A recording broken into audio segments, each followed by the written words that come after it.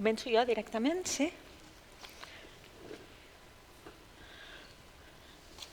Bé, doncs comencem.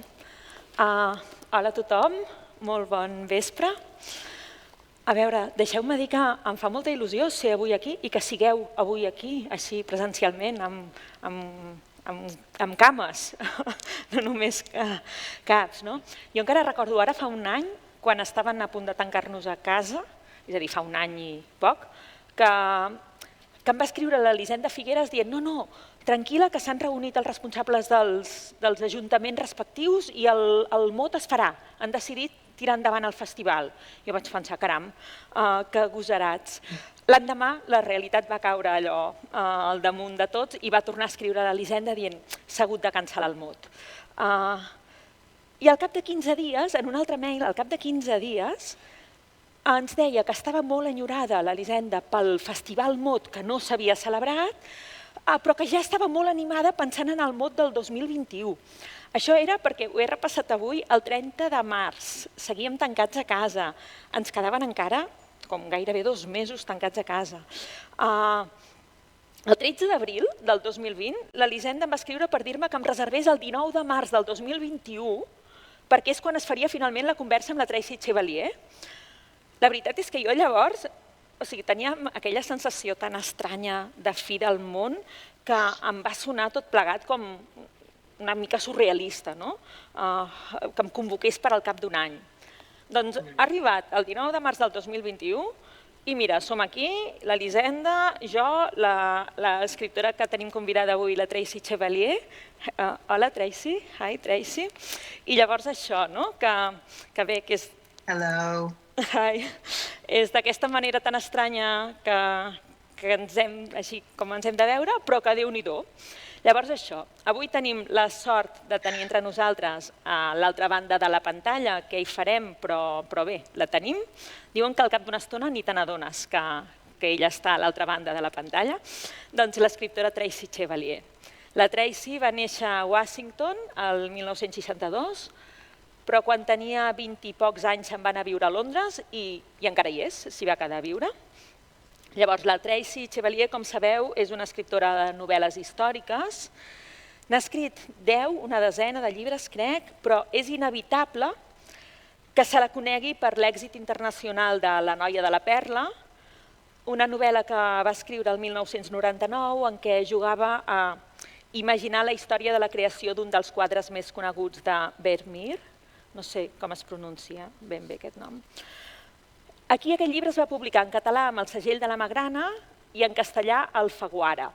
I aquest 2021 s'ha reeditat en castellà a Duomo, que és una editorial que ha publicat també 3 altres llibres seus, que es diuen La voz de los árboles, Las huellas de la vida i Las mujeres de Winchester. Llavors, molts dels llibres de la Tracy és molt oportú que sigui convidada en aquesta edició del MOT perquè molts dels llibres de la Tracy parlen de la creació, de persones que creen coses, que fan coses amb les mans, ja sigui pintures, tapissos, brodats, patchworks. Llavors jo, per preparar-me aquesta conversa que tindrem ara, he rellegit La noia de la perla 20 anys després.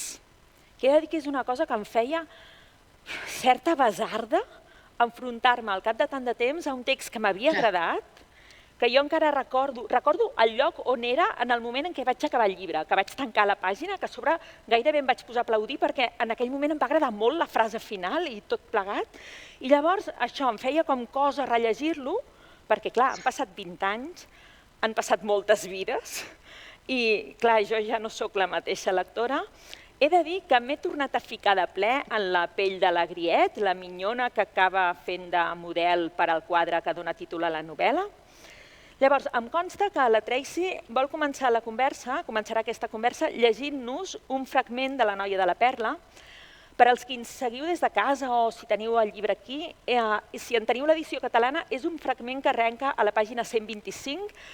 El que passa que ella en llegirà una versió abreujada, però per si després us ho voleu mirar, és una escena molt bonica del llibre. Llavors, a mi em sembla perfecte que encetem així la conversa. Hem estat discutint si potser era massa llarg, que no, perquè és un fragment curt. A mi m'agraden molt les presentacions dels autors anglosaxons, que consisteixen en què, sobretot, el que fan és llegir en veu alta els seus llibres, i trobo que és molt agraït escoltar-los llegir en veu alta el que han escrit. Llavors, ens situem, us ho situo una mica, en el moment de la novel·la en què la Griet diu que ella pensava que els artistes pintaven el que es veia, que feien servir els colors que es veien, però el seu amo li va ensenyar que no, que això no va així, que les coses no són sempre com creiem que són. Estem en aquest moment i llavors això. Endavant, Tracy. Hola, benvinguda al Festival MOT i quan vulguis ens pots llegir aquest fragment.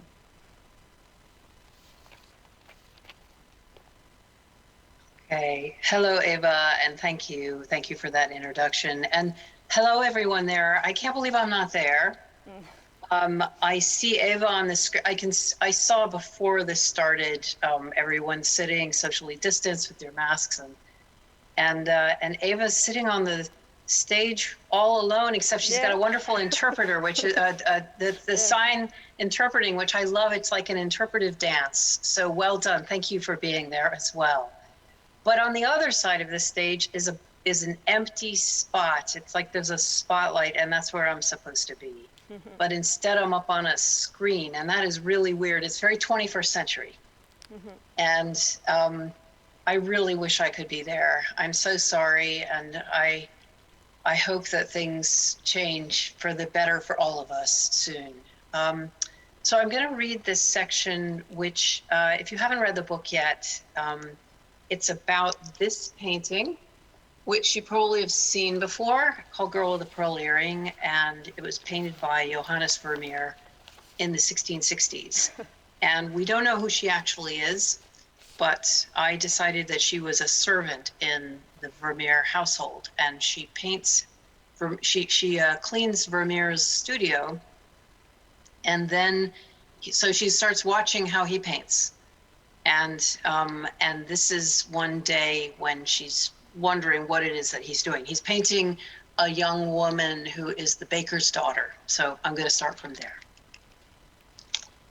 And lovely, lovely Belen is interpreting. That's wonderful too. And then we're going to see an interpretive dance on the stage. It doesn't get better than this, really. Just sit back and relax. I had never seen a painting made from the beginning. I thought that you painted what you saw, using the colors you saw. He taught me. He began the painting of the baker's daughter with a layer of pale gray on a white canvas. Then he made reddish-brown marks all over it to indicate where the girl and the table and the picture and window and map would go. After that, I thought he would begin to paint what he saw: a girl's face, a blue skirt, a yellow and black bodice, a silver pitcher. Instead, he painted patches of color: black where her skirt would be, ochre for the bodice, red for the pitcher. They were the wrong colors. None was the color of the thing itself. He spent a long time on these false colors, as I called them. I reluctantly set out the colors he asked for each morning. One day I put out a blue as well. No ultramarine, Greet, he said. Only the colors I asked for. Why did you set it out when I did not ask for it? I'm sorry, sir, it's just, she is wearing a blue skirt. I thought you would want it rather than leaving it black. When I am ready, I will ask for the blue. I nodded and turned back to polishing the furniture. I did not want him to be angry at me. He opened the window, filling the room with cold air. Come here, Greet. Look out the window. I looked out. It was a breezy day, with clouds disappearing behind the new church tower. What color are those clouds? Why, white, sir. Are they? I glanced at them. And gray. Perhaps it will snow. Come, Greet. You can do better than that. Think of your vegetables. My vegetables, sir. Think of your turnips and your onions. Are they the same white? No. The turnip has green in it, the onion yellow. Exactly. Now, what colors do you see in the clouds? There is some blue in them, I said, after studying them for a moment. And yellow as well, and there's some green. I had been looking at clouds all my life, but I felt as if I saw them for the first time in that moment. He smiled. You will find there is little pure white in clouds, yet people say they are white. Now do you understand why I do not need that blue yet? Yes, sir. I felt I almost knew. When at last he began to add colors on top of the false colors, I saw what he meant. He painted a light blue over the girl's skirt, and it became a blue through which bits of black could be seen. To the wall areas, he added yellow ochre, through which some of the gray showed. It became a bright but not a white ball. When the light shone on the wall, I discovered it was not white, but many colors. After that, I could not stop looking at things. Thank you. Moltes gràcies. És un goig sentir-te llegir aquest fragment. Bé, doncs comencem la conversa. A partir d'aquí, la Griet aprèn a mirar-se les coses d'una altra manera. I et volia preguntar, a tu et va passar com a ella? Després d'escriure aquest llibre, vas aprendre també a mirar-te d'una altra manera els quadres i la vida i el món? Wow, that's a big question. Maybe a bit, yes. I might also have already been looking at things more carefully. But I think as a writer, one of the things we do, one of the things we're expected to do, is to notice things more. So I find when I'm sitting on a bus, listening to conversations, I'm thinking about what the people look like, what they sound like, why they're saying that. I look at more details.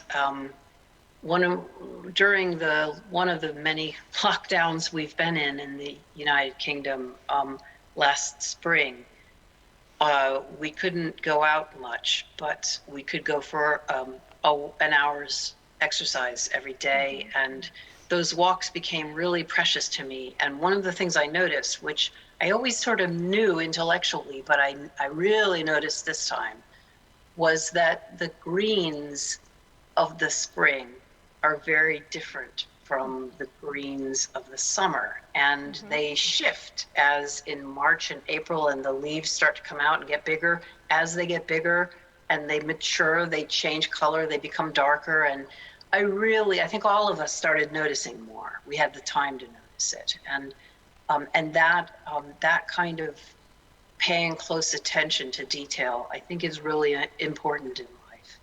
And I for sure have do it more with paintings now. And one of my favorite letters to get from readers about Girl with a Pearl Earring is when they say, I look at art differently now that I've read that book. And that's just such a great thing for me to hear, because I feel like I've done my job, if that's how people feel. He portat aquesta bossa perquè és una de les bosses que faig servir jo per anar a comprar, però perquè entengueu el quadre, com arriba a ser de popular el quadre que va fer servir ella per inventar-se la novel·la. Aquesta conversa es titula Què hi esperem veure en una pintura? Això que dèiem ara. Et trasllado la pregunta a tu, Tracy. Què hi esperem veure en una pintura? És a dir, així com d'un llibre esperem que ens interpel·li, que ens digui coses sobre nosaltres, en el cas dels quadres també funciona un mecanisme similar? Els mirem intentant trobar-nos-hi?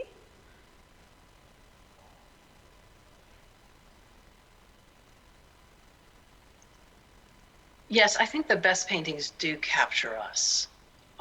When you think about portraits, let's talk about people, it'll be easier than talking about landscapes, but when you think about Rembrandt paintings or any portrait, Goya or Velázquez, when you're looking at their Murillo, when you're looking at the way they paint people, they capture something. Somebody said once that paintings are capture what photographs can't and what words can't. They capture our essence. The best painters manage to do that. And I think for me, what attracted me so much to this painting was, and in fact, I wonder if we might be able to bring up the image of it just for a minute while we talk about it. Would that be, hello, Mr. Technician back there who is really podeu posar la imatge a la pantalla del... It'd be so great if you could bring up the painting.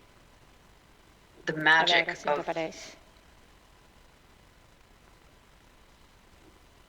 Marc, no sé si és el Marc. Nope. Yeah. Yes. Ara. Okay. Excellent. We're all looking at it, which is great. Okay. When I first saw this painting, I was 19, and I walked into my sister's apartment.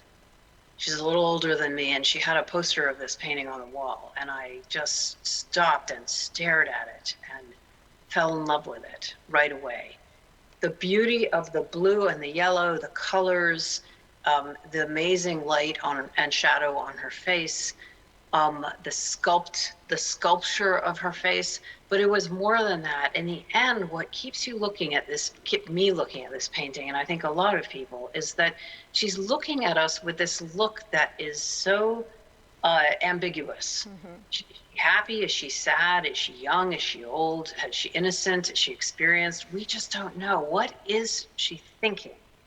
And for Vermeer to manage to capture that kind of uncertainty in one face, I think is what makes the painting so very, very powerful. And it's a portrait, yes, but there's also something universal in her face. And that I'm not sure any photograph could actually capture. It's something that is intrinsic in painting. And when I look at it, I think what the big moment, I knew this painting for years before I decided to write about it. I had a poster, I went out and bought a poster for myself, and it was hanging in my bedroom for years.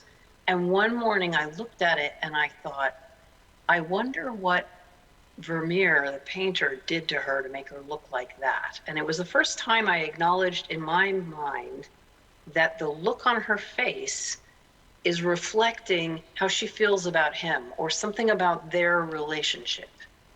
And that was when I decided to write about them, because I thought that would be an interesting story. What is she thinking? And what is the conflict within her? Does she love him or not? Is she scared of him? Is she attracted to him? Is he attracted to her? And so I looked up and found out they don't know who she is. They don't know who any of the models in his paintings are. They know very little about him. And I thought, well, that's great, because it means I can make it up. And it was that sort of the mystery of what the essence is of that painting as a portrait that really is what appealed to me to start with. And I think that's what the best paintings do. Does that answer your question, Eva? I know I tend to go on. Sorry about that. Sí, tant i tant. Parlant d'això, del procés de creació, tu dius que mentre escrius les novel·les practiques tu mateixa l'art en qüestió, de la novel·la en qüestió, és a dir, et poses a fer brodats, a pintar, en el cas de quan escrivies La noia de la perla, a fer tapissos. Per què ho fas, això? Això et connecta d'alguna manera amb el que estàs escrivint? Perquè ho trobo molt curiós.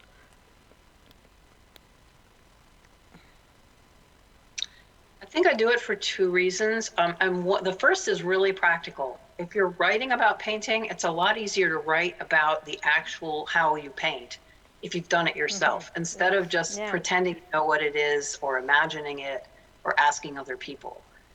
So I have in the past, I've looked for fossils on the beach, just the way Fossil Hunter I wrote about in Remarkable Creatures did. My most recent novel, A Single Thread in English, but it's Las Mujeres de Winchester in Spanish. It's about embroidery.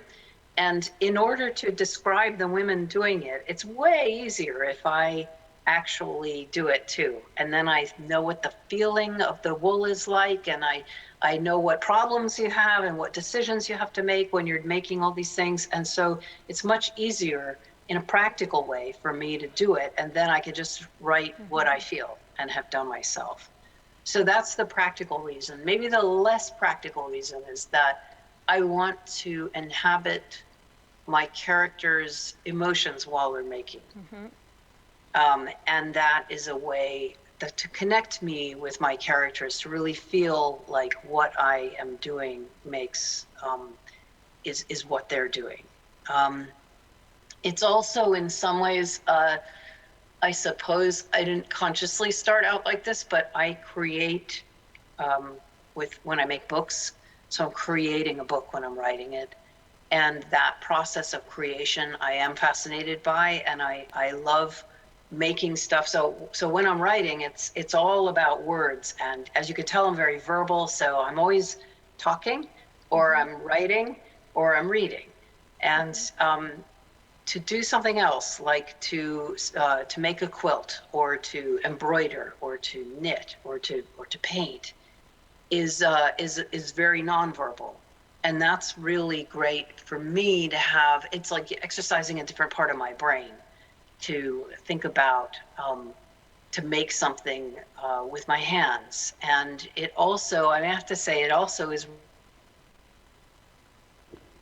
really calming. And one of the things I did in the first lockdown last year, it was in April. It was a very upsetting time, and I'm sure it was for the audience members too, that it was, we're not used to being locked down, and we're not used to being kept inside, and also the news was very bad, and I started having a hard time sleeping, and then I thought, I think I need to stop listening to the news at night and do something else.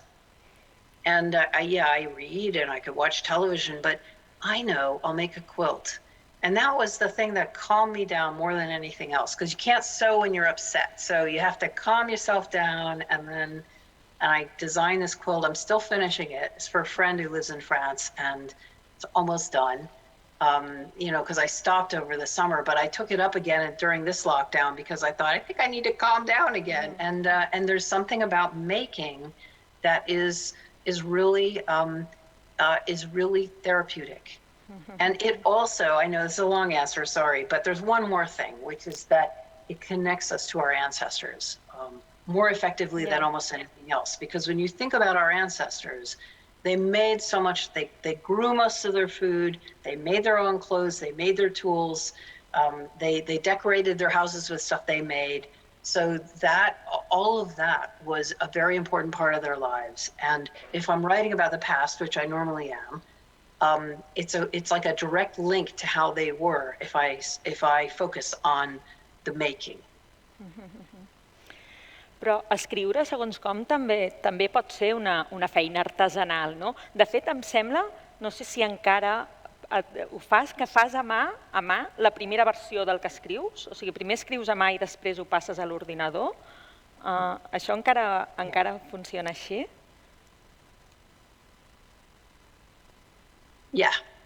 Yep. I write. I have notebooks. They're downstairs. I would show you otherwise. But I'm writing a novel now, and I use a pen and paper, and I always have, because maybe it's partly because I grew up. I learned how to write in the 1960s. I'm 58, so I was pre-computer. And so how I think and write is connected directly to my hand and my brain. So it just felt very natural. Now, lots of writers have switched over and use computer, may have learned to write by hand, but they've learned. But for me, using the computer, like looking at a screen, is not very organic. That's why this is the best we can do. This is not the same as being in the room with you. And for me, it's the same, typing away on the computer and looking at the screen. It doesn't feel very, it feels too much like not the right kind of work, And also when I write, it's almost like my blood coming out. You know, in my writing, yes, I'm left-handed, in case you were wondering, I am left-handed. My writing, I write more slowly than I type. I type quite fast. So when I write a sentence, each word I write, I'm thinking it as I'm writing it. And my brain is at the same speed as my writing. So it feels like I'm in sync. Now, I say that I don't use the computer. Of course I use the computer. What I do is I write for a couple of days in the notebook, and then I type into the computer what I've written. And then, I've got the first draft on computer, and then when I'm redrafting, it's not like I write it all out again. Of course, I print it all out, though. I still have it on the paper, and often I use the pen, and I make corrections that way. I don't like correcting straight onto the, I mean, I'll do it if I really have to, but I much prefer the sort of organic process of writing. And it reminds me of the difference between seeing an image like Girl with the Pearl Earring on the screen and being in the room with her. And being in the room with her, to me, is always a richer experience. Even the backlit beauty of the computer screen is not the same as actually being in the room. And that's how I feel about writing versus typing. Descrius un procés que en el fons és una mica artesanal, no? I tu quan retrates el pintor a la novel·la, a la noia de la perla, també el descrius com un artesà en el sentit més ampli de l'expressió, en el sentit d'algú que vol fer el que fa de la millor manera possible, lentament, si cal, això que deies, que tu prefereixes escriure sense pressa. Hi ha una escena molt maca en aquesta novel·la, que és quan l'Agriet ja se n'ha adonat de quin és el detall que falta en el quadre, ho endevina fins i tot abans que ell, sap veure que hi falta un punt de llum que ens servirà per atreure la vista dels espectadors, vaja, sap veure que hi falta la perla, encara,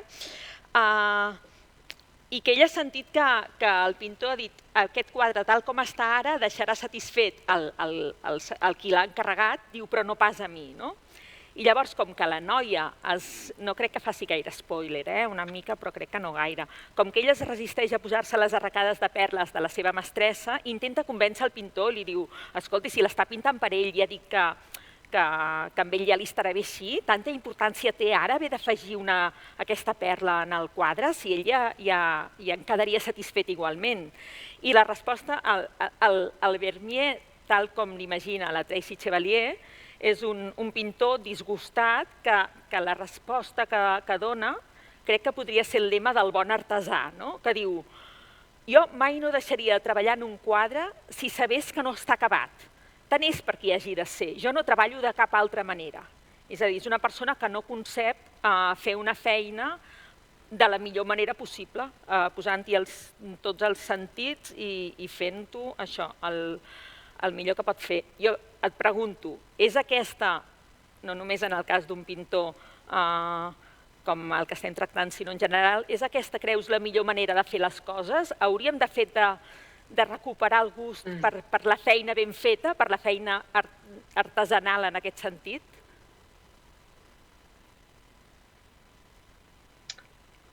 Yes, okay, it's a tricky question to answer.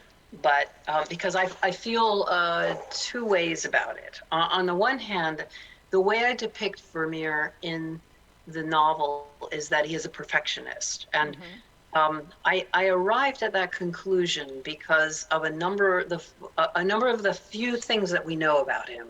One was that, as far as we know, there are only 36 Vermeer paintings in existence. And, he died at the age of 43. And so he probably was painting for 20 years, maybe 25 years. That's not very many paintings. It's like a little over a painting a year. That's, when you think about Rembrandt, who painted hundreds, or Picasso painted thousands. So it's a very small output. We also know that most of the paintings were interiors of women in his house, painted in his house. And we also know that he married a a Catholic woman and he converted. He had been Protestant, and they had 11 children survived.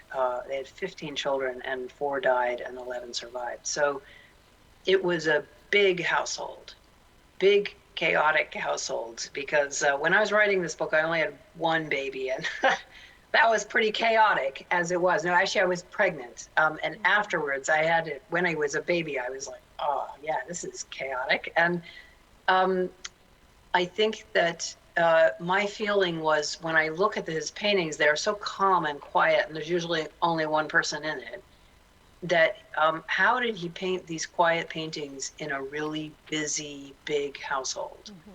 And I thought, well, he must have cared about the paintings as much as he cared about his family in order to prioritize them to be able to paint like that. And that was what made me think he probably compartmentalized his work in a way that others might not. Whereas, so he, and that's what made me think, okay, he said, nobody comes into my studio, oh, well, the servant can come in to clean, but that's it. And that's the setup of the book, is that she greets the young woman, gets to know him better than anybody else because she spends more time in there with him, and he notices her and she notices him. So that, to me, that kind of compartmentalizing is quite ruthless on his part, and Greet pays a price for that, which I'm not going to give away in case you've not read the book, but she pays a price for his ruthlessness. So in the end, as much as he may care about her, he cares about the painting more. And so when he sees, as you mentioned, that the painting is incomplete, he knows what's going to complete it. Earring. And she doesn't necessarily want to wear it, but she also is artistically inclined, and she sees that the painting needs that earring. And I suggest to you, if you ever get a copy of the painting, put your finger over the earring, and you'll see if you don't have an earring there, it is really much less of a painting. It's just the painting of a girl. The moment you put it on, wow, does that change everything? It really does. So fascinating that he knew that, and that he understood how important it was. Also, he painted it in 2 quick strokes from what art historians have been able to make out. So it's so that's one reason. I think that he's there's a ruthlessness to the best painters, where actually the models don't matter so much as the painting, and I think that may be inevitable. But the other thing about being, about taking care of your craft is that if you don't do it well, we all notice.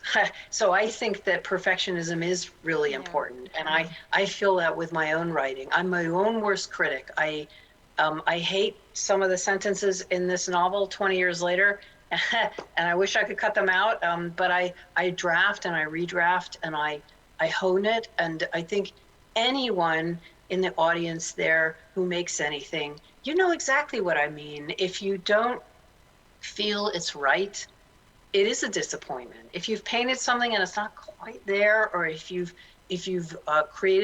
made something in wood, or you've knitted something and you've dropped a stitch, you notice it, and you can fix it and fudge it, but it's the requirement that kind of perfectionism is important. And I think it's particularly for me with writing. I think one of the big problems that people who start out writing have is that they don't self-edit enough. So they write a sentence and thinks, oh, that's good, that'll do. Oh, I rather like that sentence. Well, no, if you're starting to say that, then there's something, you're not being critical enough. And I think that sort of high standards is actually really important, as long as it doesn't wreck somebody's life by being the artistic perfection. You also need to have an understanding of the person you might be forcing to sit for hours and hours to make a painting. So there are 2 things there, 2 sides they have to balance. Parlant del teu procés de creació, entenc que és un procés de creació, però també un procés d'investigació el que fas, no? Perquè aquí vas inventar-te una història que vas imaginar que hi havia darrere d'aquest quadre, però totes les novel·les les ambientes en un context històric, no? Per tant, estàs obligada, suposo, a documentar-te sobre aquest passat.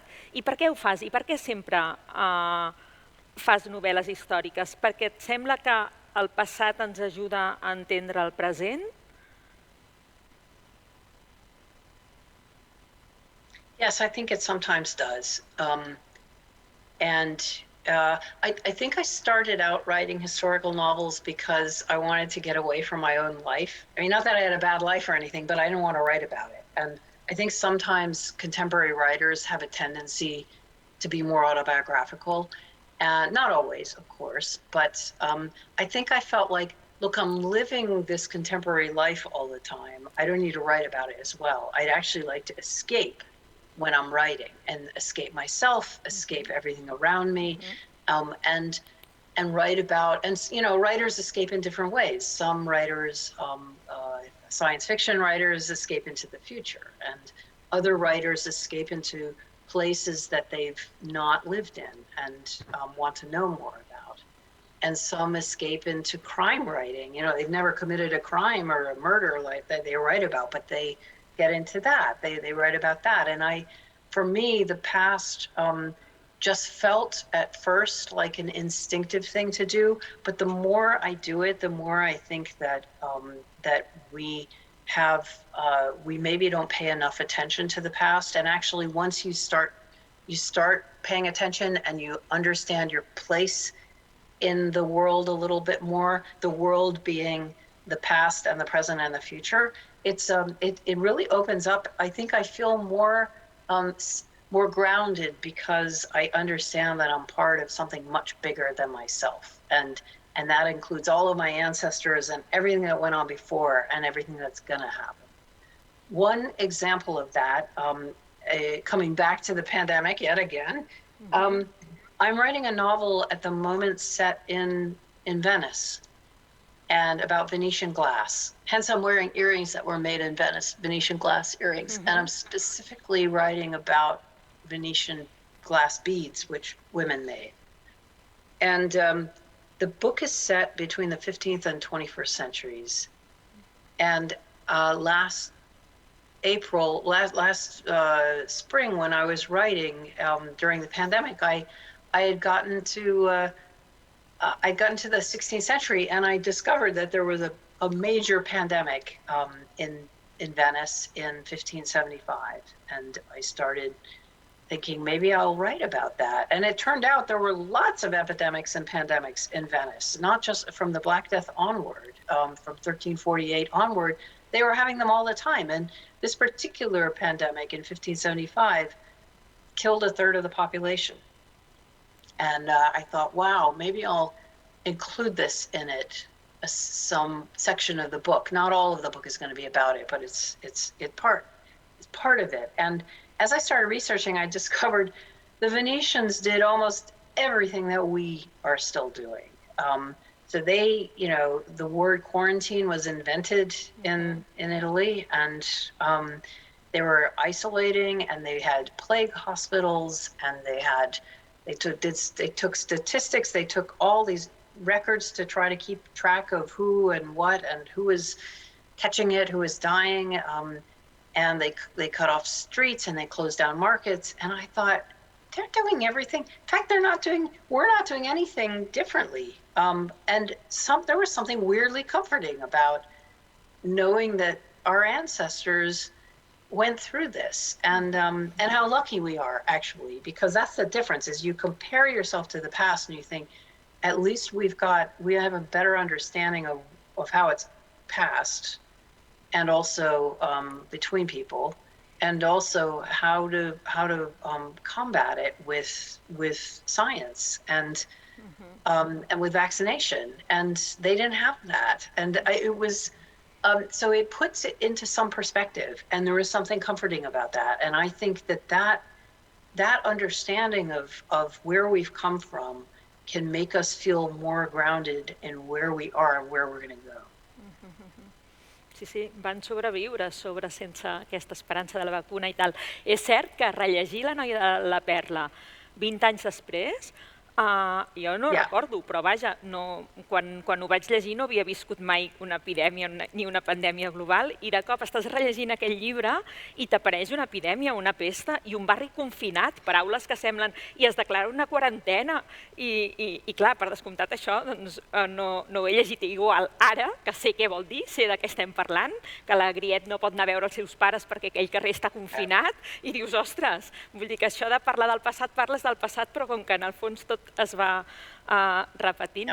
Et sap greu que se't conegui sobretot per La noia de la perla? Yes, and you know, can I just say, I realized that there's a quarantine and a plague in Girl with a Pearl Earring, and I wrote it. I felt like I was a baby when I wrote it, because now we've been through it, obviously not in quite the same way as them, but we have been through a similar thing. And I think I might have written it slightly differently with that knowledge. Sometimes you need to have experienced it yourself. Maybe I need to paint and I need to embroider in order to write about it more realistically. And now maybe I need to live through a pandemic to write about that more realistically too. Doncs el que et deia, dic que estem parlant d'aquell llibre perquè s'adequa amb el tema que toca el festival, però et sap greu, després d'haver escrit molts més llibres que suposo que segurament deus considerar que són millors perquè deus haver anat creixent com a escriptora, que se't conegui sobretot per La noia de la perla? És una llosa en algun sentit o no?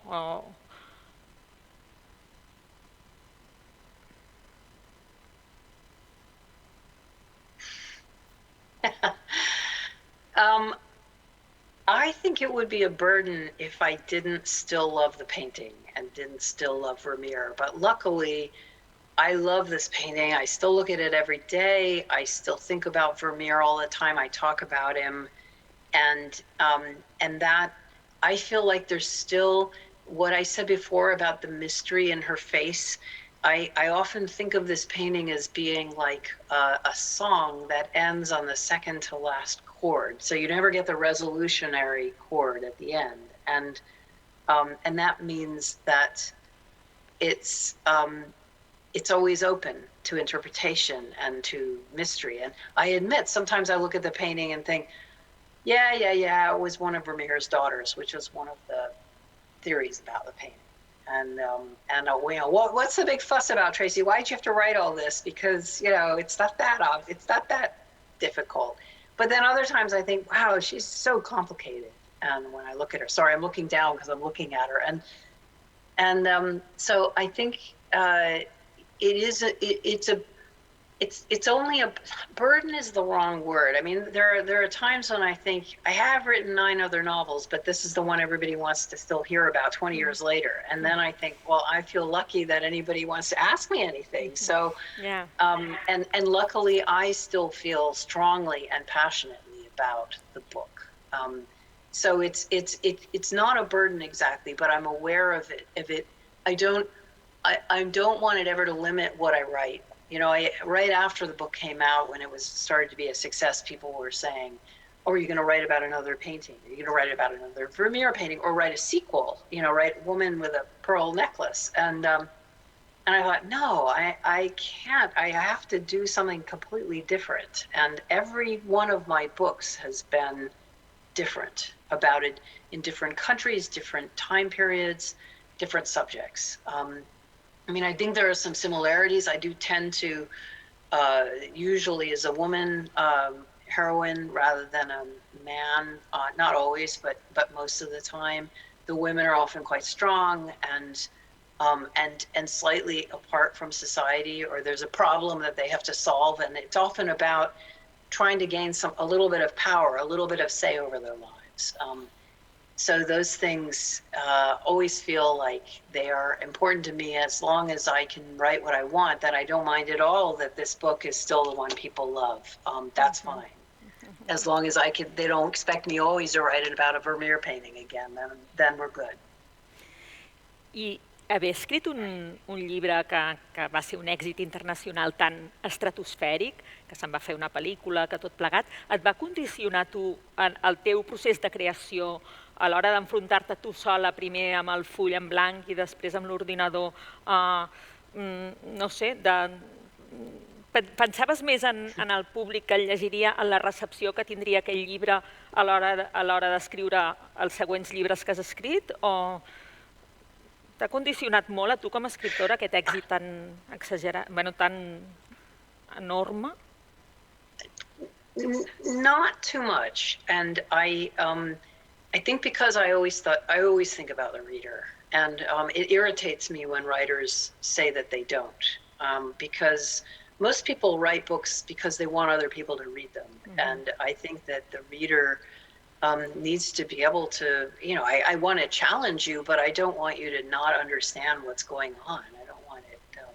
So I feel that the reader is always really important. For me, a book is only half finished when I've finished writing it, and then I hand it to you, and you read it, and that's the contract. We have a contract between me and you, and it's and that is what completes the book, rather than me just writing the end at the end. It's not that. It's about you reading it, and so that to me is always in my mind when I'm writing.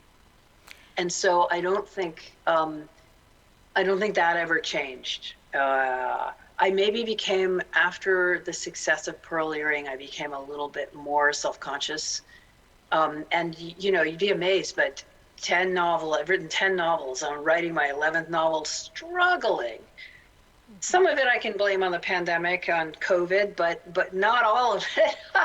Some of it is it's just hard. It's hard facing the blank page every day. And even when you have a good writing day, the next day there's the blank page again. It's like, oh, here we go, and here we go again. On the other hand, when it's going well, when the writing feels good, when I feel like I wrote a good sentence or I've had a good writing day, it does feel really good. And it's great when it starts to come together, when you finish a draft and you can look at the whole thing and go, okay, this is lopsided, gotta change that. And it's a great feeling. And it's a job for me. That's how I have to look at it, as sit down every day and write like it's a job. But it's the best job in the world. I get to make up a whole world and hold it in my head all day, and then look and write about it, and then I take the hands away and it falls at the end of each day, and then the next day I hold it up again. And it's a really great, really fun thing to do. Hard, very hard, but I wouldn't do anything else now. I això que deies del pacte que s'estableix amb el lector, en el fons, part del procés d'escriure, del procés de creació, també és el saber que has de deixar anar la novel·la, no? Saber que cada lector la interpretarà a la seva manera, que el procés de creació, o sigui, el procés d'interpretació també forma part del llibre, no? I que cadascú llegirem un llibre diferent, i això també, en el fons, això, no? És part del procés, no? Saber deixar anar i saber fins aquí he arribat jo, a partir d'ara la novel·la és vostra, interpreteu-la, llegiu-la com vulgueu.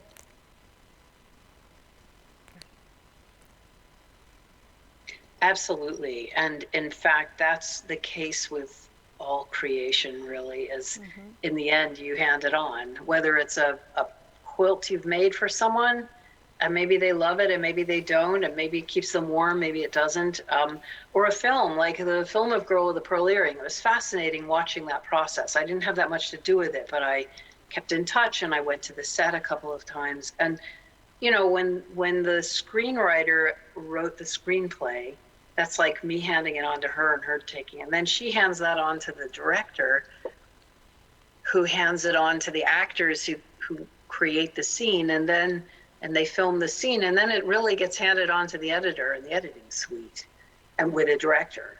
And then when they finish, it's shown to the public, and the critics have their opinions and the public has its opinion, and it's almost like everybody plays their part, and then they go and stand on the sidelines and watch. And I felt like I understood that process because I went through it with publishing. So I write a novel and nobody sees it until I finally hand it over to my editor.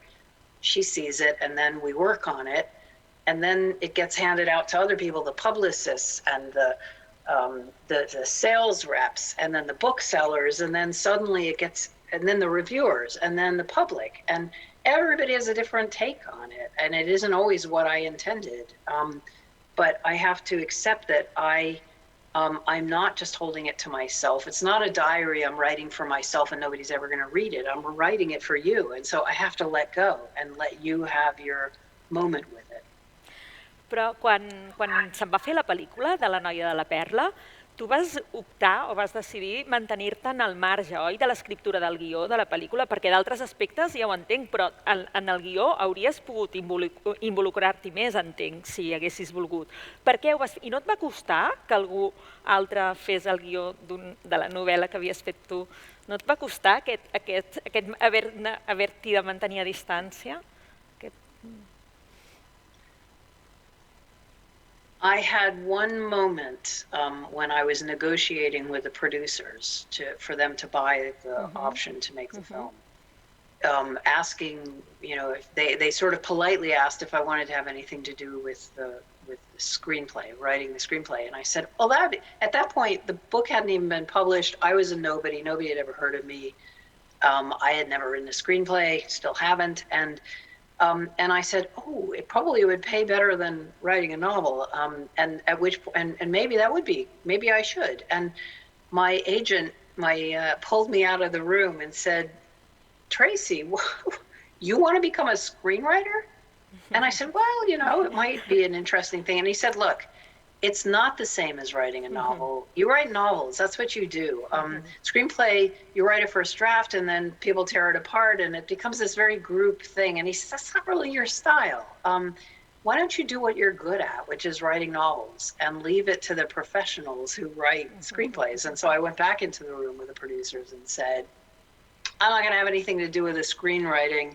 And they were so relieved because they didn't want me either. So, because it's, just why would they want an untested writer to write? And also, I'm so close to the book that I don't know as I would be the best person to make a good screenplay of it. So I step back from that.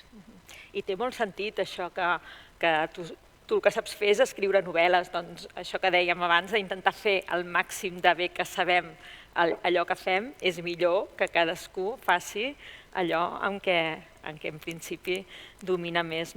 Ha arribat el moment que si li voleu fer preguntes podeu fer-les, em sembla. No sé com va i si en teniu de preguntes, perquè aquí hi ha gent, I'm looking down on you all now. I can see you.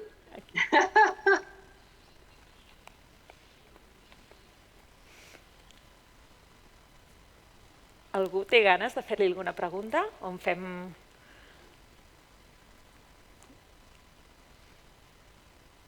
I've stunned you into silence, I think. Sí, ja.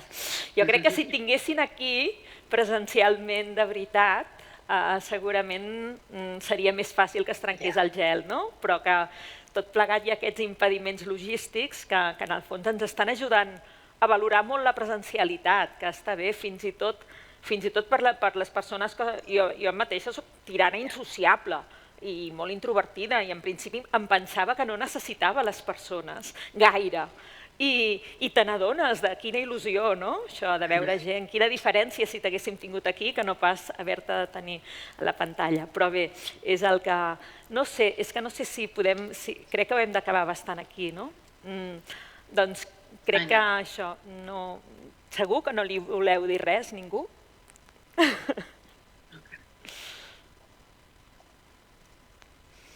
Bé, doncs, escolta, moltíssimes gràcies. Ha estat un plaer, ens ha encantat. I tenim moltes ganes que a no sé quina... Doncs això, que moltíssimes gràcies. Si us plau, resteu al vostre seient fins que l'organització us indiqui l'ordre de sortida. Moltes gràcies.